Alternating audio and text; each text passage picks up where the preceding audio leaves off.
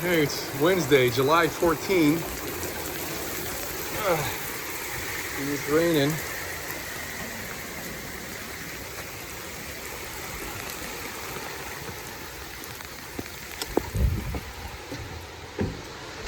Ah.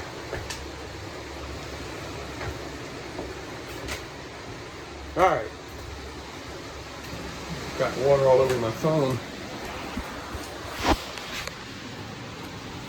So what we're doing now, giving the electrical system a break, because we're still waiting for parts.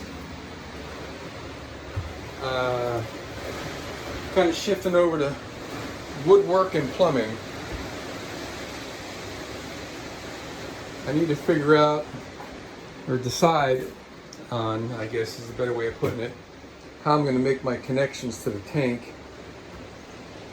I'm pretty sure what I'm going to do on the water tank is have only two connections. I'm going to put my vent back here and run an elbow off of that and tie into this. Now what this is 1-inch PVC. It goes in the wall, and inside the wall I got another 90 and flexible white PVC pipe comes up to around here, I think, somewhere below this line.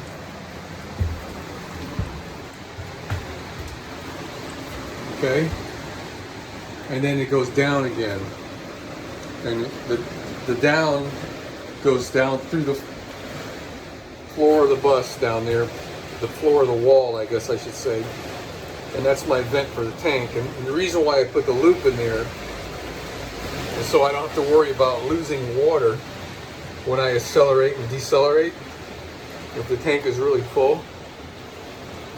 So and the reason for putting the vent on the forward side of the tank, I thought, maybe I won't, but if I slam on the brakes and the water in the tank sloshes forward, it won't run back in the line because of the deceleration.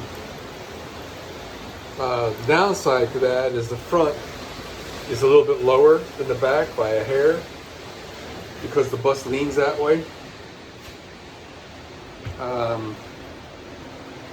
So if I connect over here, and then when I accelerate, the water were to slosh back, it'll be running back and forth in this pipe.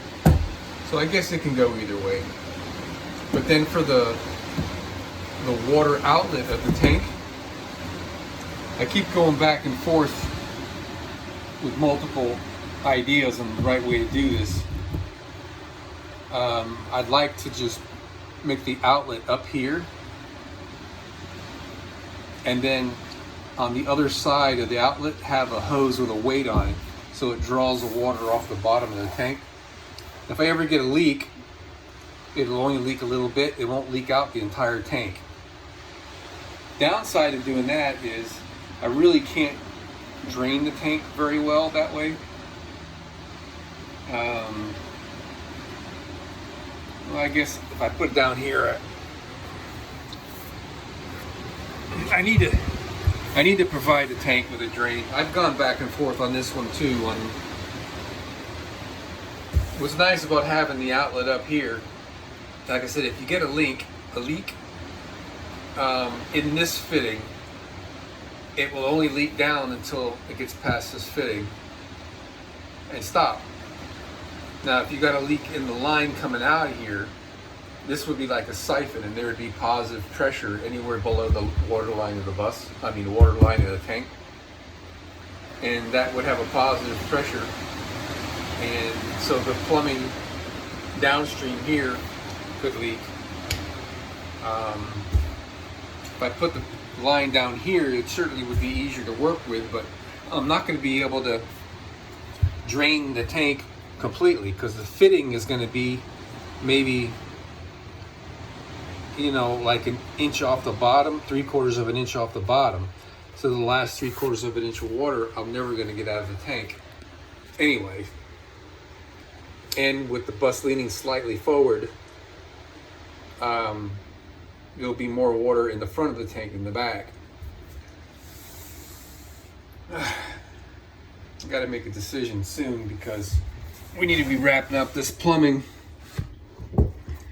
and install my water filtration system and the valving system that I'm going to have to switch between filling the tank or running the bus off of shore water, I guess you would call it, you know, from an RV site. Because I know there's going to be some RV sites that the water's going to be bad. I've been to some already, and I wouldn't not want that water in my tank. So when I go to an RV site like that, I'll either run off my tank, or if I'm getting low, I could switch my valving and just have that water going into the system.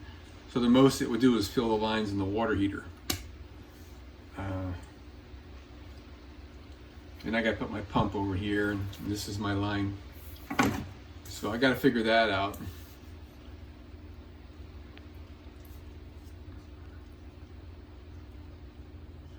Another thing I got to figure out is how I'm going to cover up all this stuff. I got myself a piece of wood here to help me think through it all. And that I was thinking I needed to put a piece of aluminum angle on something up there to support this. But when I went and brought this in from the house, this is just a piece of scrap leftover from something, and put it up in there, I realized what I had designed into this. I'll show you. When you put this up in there,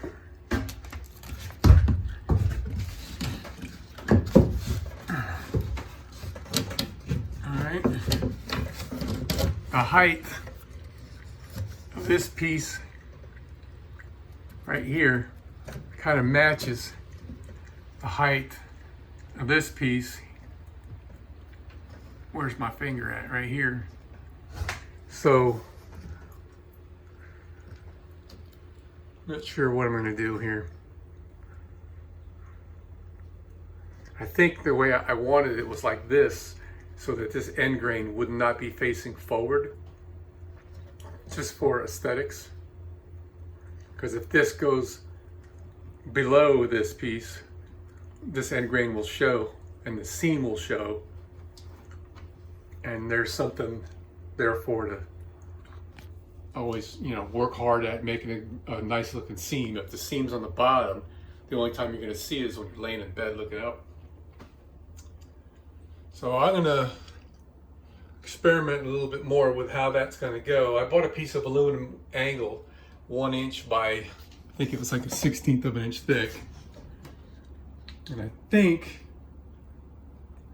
I could use that along that top edge right there and screw the angle to that and to that, and that will attach this piece of wood here on the back edge, and then the front edge just put some screws through here. I think that's what I planned. It's been so long ago I don't remember. Looks like that will work. Now this here kind of gets in the way. So this piece of wood that I put in here, it's going to have a little bit of an angle cut on it. This is the water drain line for the mini split back here. I got one on each side. This is the one on the driver's side, and this is the one on the passenger side. So the reason why I did that is because the unit was designed to have water drain on each side.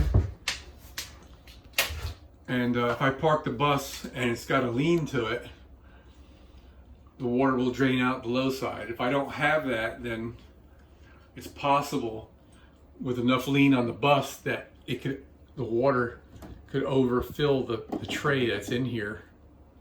And not like if the hose were going that way and the bus were leaning this way, the water couldn't drain out the hose and it might overflow the tray on this side. So we got water drains on both sides, and it's the same issue. right here, there's nowhere for this to go. It hits the, this one it's another wiring harness behind it. I remember toying with that over and over and over again. And the best I was able to figure out how to do this was this fashion, with this wiring harness going behind. Because when this wiring harness went in front, it made more of a thing. So this is gonna have a box here up to that. And that's the other thing too. When I box in this vertical piece, I think what I can do, this is a compound curve. All right, this is leaning in at the top from the back, and it's leaning in at the top from the side.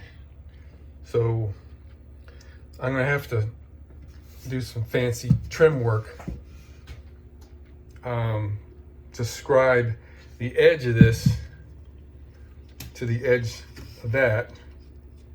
It's kind of hard to see on that side because that wiring is hitting right there. Let me show you on this one here. Got this touching at the top, touching at the bottom, right? And then we got, you know, a good 1/2 inch space in the middle. So I can scribe that, but I'm gonna have to bend this in order to get it to stay in line with this edge of this window. And I kind of have to stay in line with the edge here because we're going to be putting moldings like this along the edge. Same exact deal here. So in order to get that to work, I have to force this thing in there.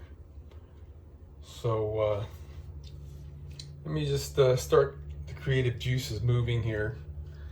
See what's going to take to make this happen.